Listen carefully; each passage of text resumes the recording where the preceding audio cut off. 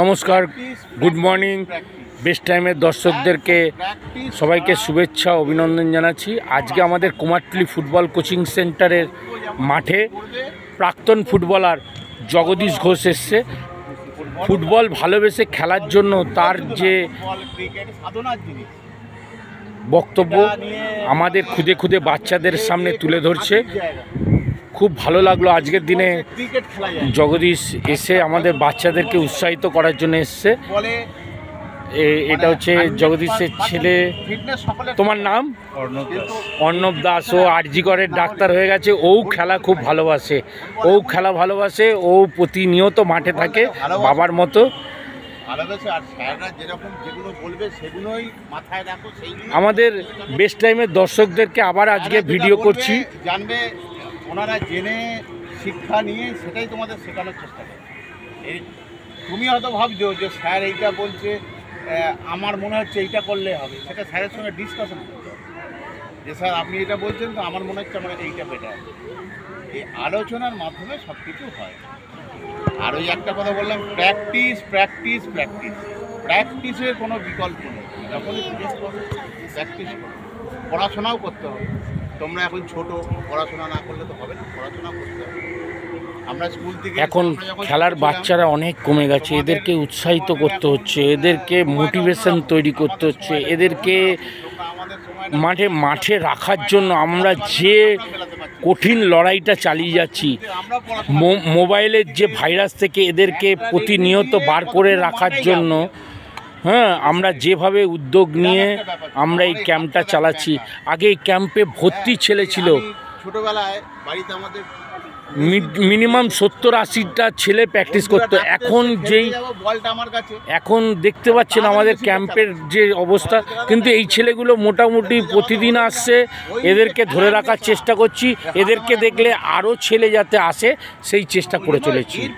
ভালোবাসাটা রাখছে যে কোনো জিনিস। তুমি পড়াশোনা করো, ভালো, ঠিক আছে, বেশি কিছু বলবো না। স্যাররা যেরকমভাবে বলছে সেরকমভাবে সব কিছু করার চেষ্টা করো।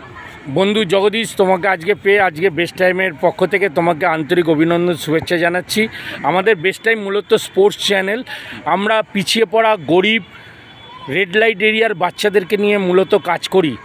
যে সেই সব বাচ্চাদেরকে মোবাইল ভাইরাস থেকে যেভাবে বাচ্চাদেরকে আকৃষ্ট করে তুলেছে, যুব সমাজ ফুটবল খেলতে ভুলে গেছে।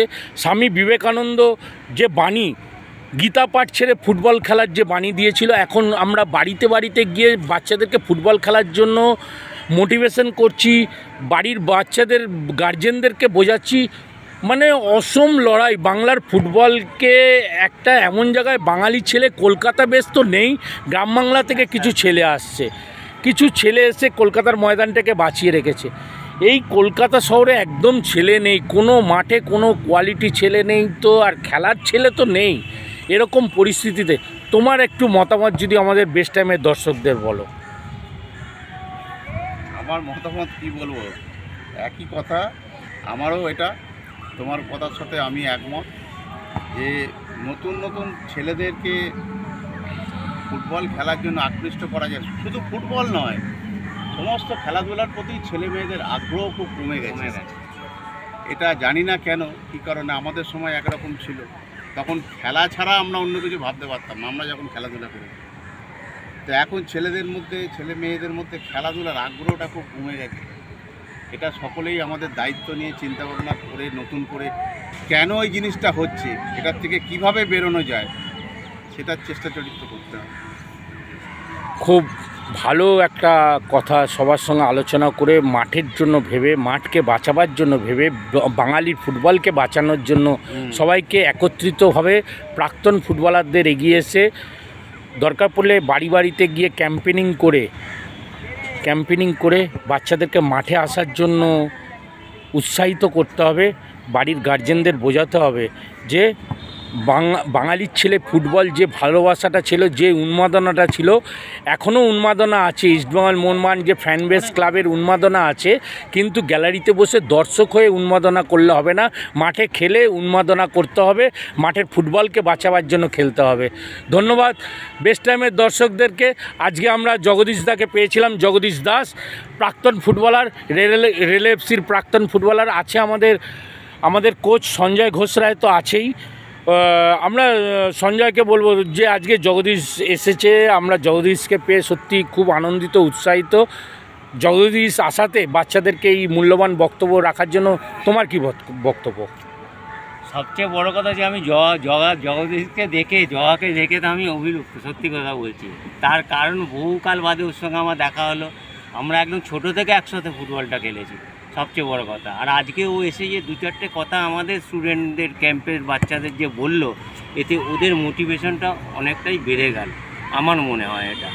কেন আরও কিছু এরকম দু চারটি যদি সিনিয়র ফুটবলার এসে আমাদের বাচ্চাদের একটুখানি করে কিছু টিপস দিয়ে যেতে পারে, তাহলে ওদের আরও উন্নতি হবে, এটাই আমার মনে হয়।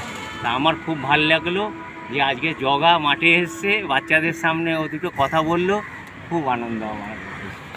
ধন্যবাদ। একটু সবাই একটু স্যারের জন্য একটু ক্ল্যাপ হয়ে যাক।